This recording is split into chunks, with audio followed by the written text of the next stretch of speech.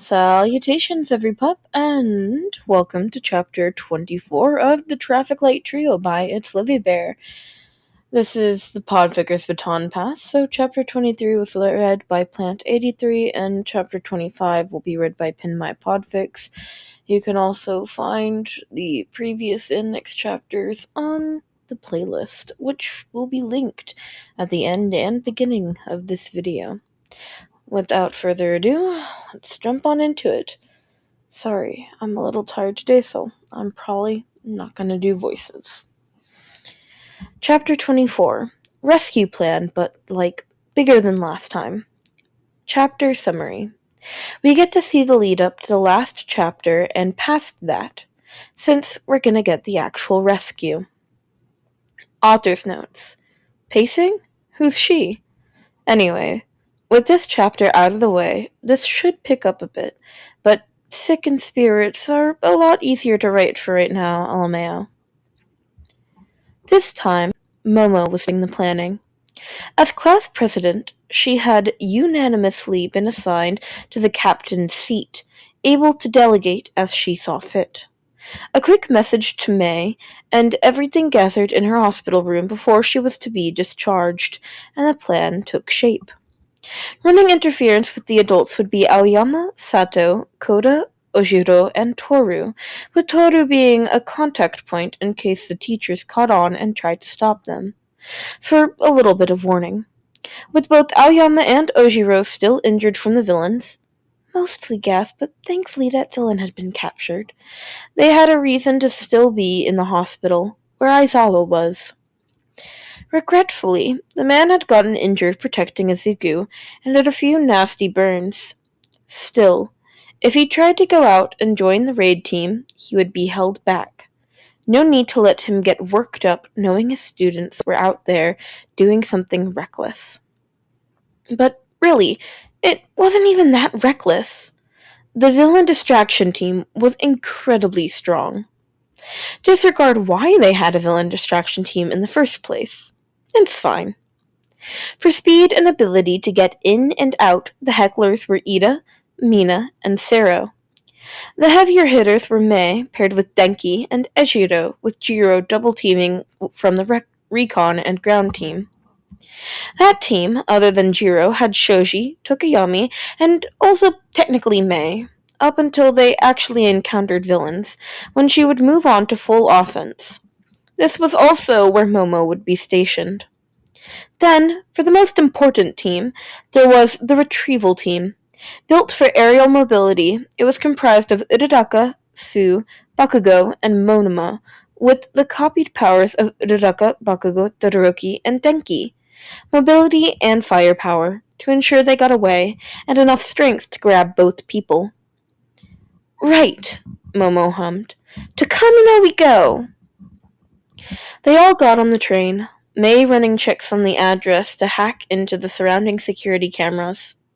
It was a different location than last time, which made sense, seeing as that warehouse had been cleared out entirely before the heroes had gotten there. Originally, they had suggested disguises, like the last time Izuku was rescued from Kamiko. The fact that they were using the same ward was interesting. But there were simply too many people and not enough time, so everyone could only disguise themselves by, themselves. Since everyone going out had time to go home, hair and extremities were covered, casual clothing hiding the thin armor Momo had outfitted the engaging teams with. Everyone in an outfit they could run in. Mei hummed, and all their phones pinged. I'd recommend turning your phones to vibrate at best. She glanced up. Especially those who are going to be behind cover. No need to give a position away. But anyway, I sent the tracker data to everyone's phone so we can all keep track of him.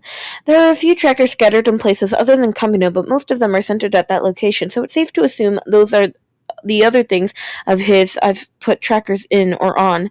Looking at the camera, it looks like a sleazy bar, not the most original cover for a villain layer, but it certainly is one. The cameras have caught a few of the villains you all mentioned coming and going, if infrequently. Honestly, they have a warper. I don't know why they don't just use him to get in and out, and lock the whole damn place down, like that one painted of the diner with no door because the painter forgot.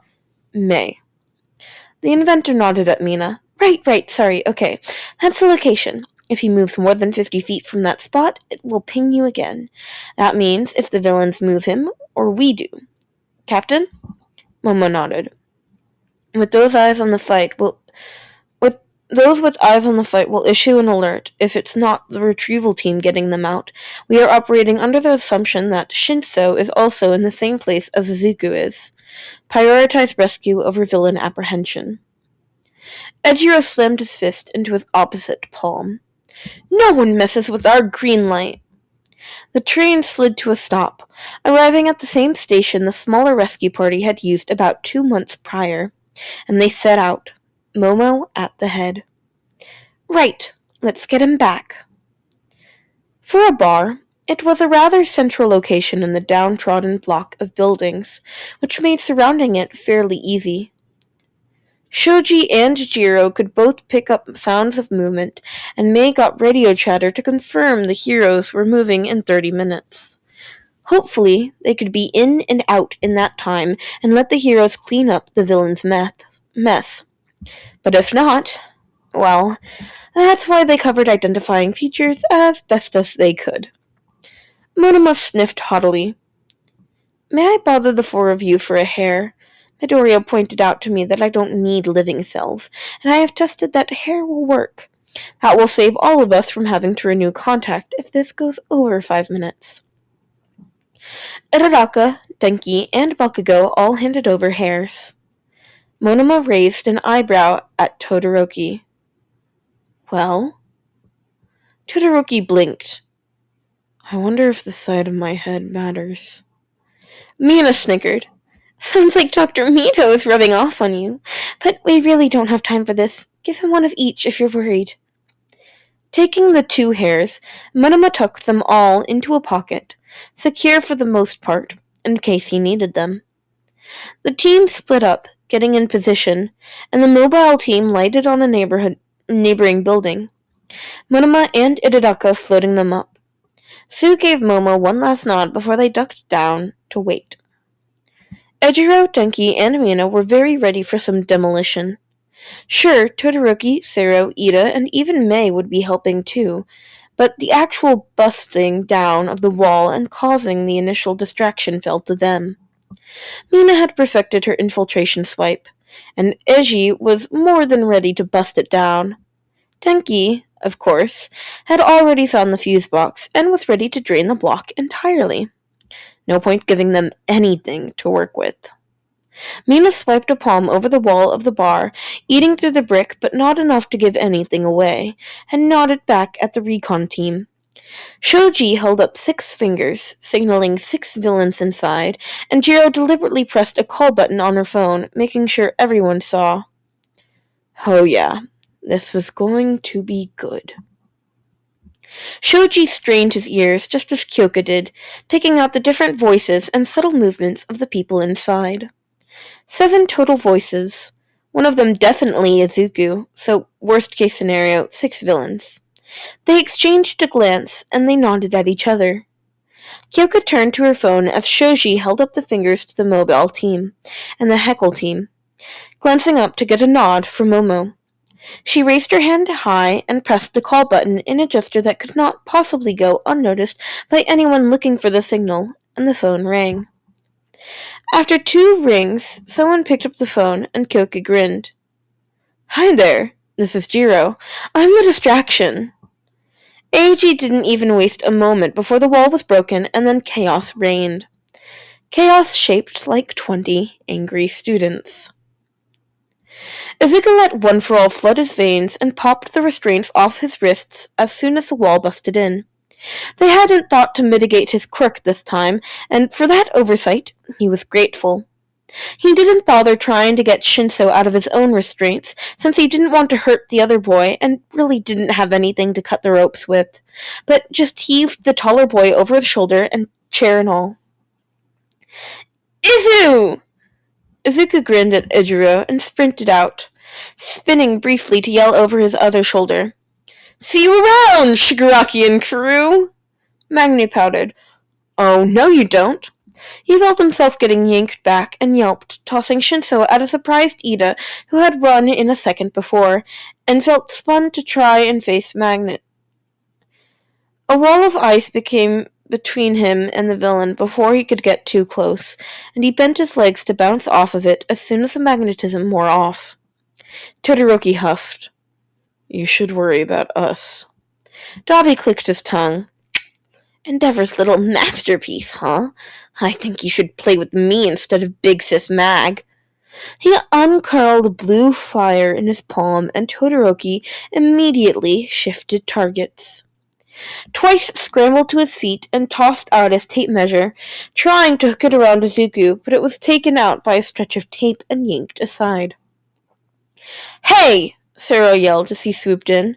"Wanna fight me instead, buddy?" "Midori!" Uraraka cried. "Grab on! We'll get you out!" She, Bakugo, Monoma, and Sue were flying through the air, propelled by explosions. "I'll get Shinso, Kero. Izuku, prepare." Ida and Mina had managed to break Shinso out of his restraints, and Sue's tongue wrapped around him as they flew, weight quickly negated by Uraraka, and Monoma held out a hand as they approached. "Come on!" Izuku didn't waste a second, grabbing onto the blonde's hand, and he was quickly pulled close. "We got him!" Bakugo screamed down. "Now get the fuck out of here!"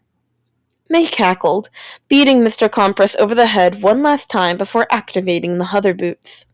"Generator, time to fry!" Denki wasted no time, crackling with excess energy he had stolen from the black box, and Ida, Mina, Sero, Ejiro, and Todoroki all cleared out. He flung out his hand, scattering caltrops across the ground and around the villains. "A parting gift from the traffic light trio." Kurogiri's eyes widened, and his mist began to spread out, just a tad too late. Izuku looked away before the brightness became too much, and the scent of ozone and the crackle of electricity permeated the air. "Boosted shock! 2,000,000 volts!" They all met back up at the train station, cheering and chatting, forming a protective bubble around Izuku, and Izuku breathed a sigh of relief. Not only had they gotten rescued, but the class was safe about it. Plus, there was no way they didn't get approval for this. Right? Aizawa was waiting for them when they got off the train.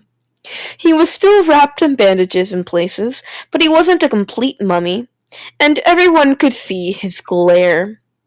The police officers around him and the 5 sheepish-looking distraction team did not instill confidence in the class.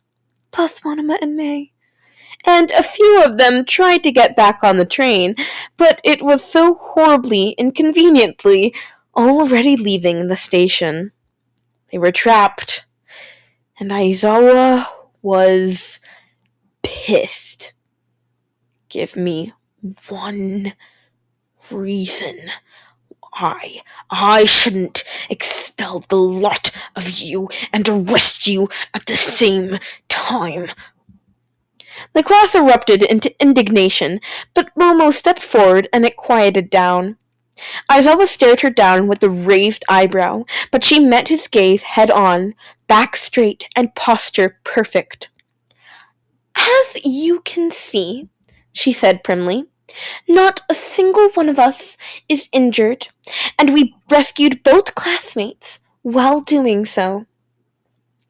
"Illegally, as technical vigilantes." "As far as I am aware, there is no record, not witnesses other than villains, and, dare I say it, no proof." Aizawa narrowed his eyes. "Security cameras exist." "I believe May took care of them." "There might have been civilians in the area who could come forward." "And would they recognize us? We took care to hide the majority of our distinguishing features, and it was a rather abandoned block, perfect for a villain hideout." Their teacher sniffed, but looked no less enraged. And yet, in front of all these witnesses, you have practically admitted to it. You even had classmates running interference here. Moma hesitated for a moment, but May stepped forward. Eraserhead! Hatsune. May grinned. What if I offered you something invaluable? Aizawa raised an eyebrow. Very few things fit that bill. What would this be? Well, she hummed, as you might be aware, I have, for various reasons, become quite adept at applying trackers to people and things without being noticed, and they are rather hard to find. If, say, our potential theoretical villain encounter had gone a specific way, would it be possible to arrange for this to all slip away in return for the monitoring software for said potential completely hypothetical tracker? They all stopped. You managed to tag one in the league? May grinned again. Hypothetically, of course. Then, hypothetically, that might be enough to stop me from downright expelling all of you. Izuku stared at May. A quick question. How many trackers did you put on me? Oh, you? Only 2. Clothing and costumes and regular items. On the other hand, like 15? Sorry.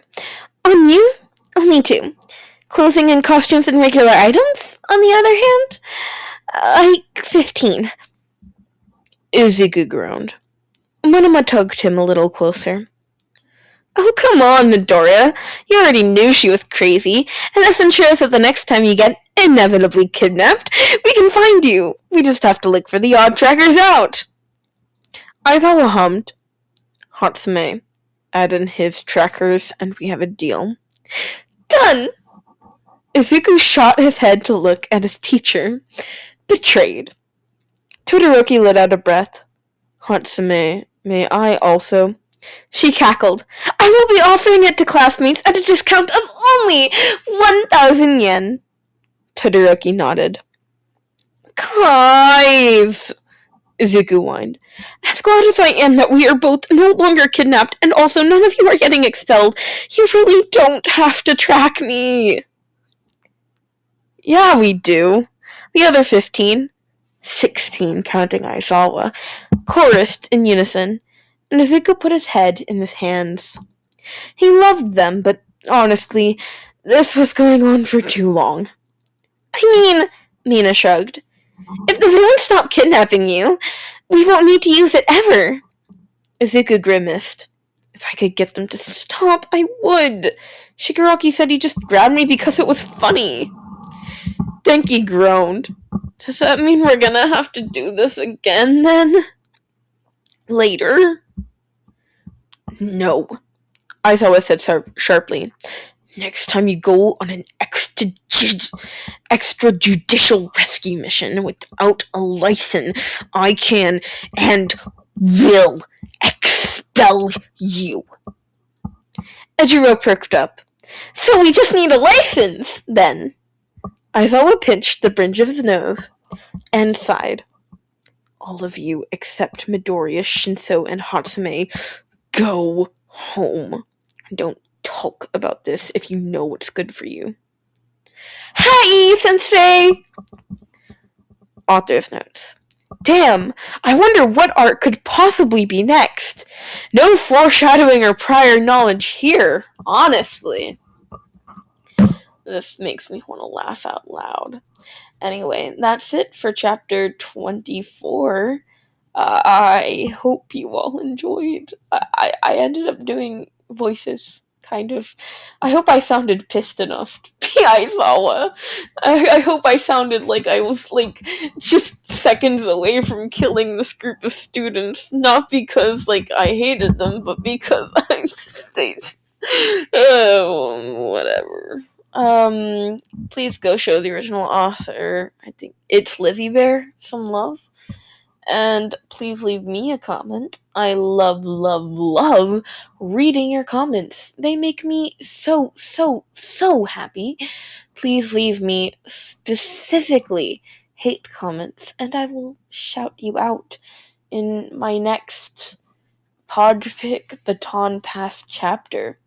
That being said, shoutouts to L12 Alexis. Thank you for your.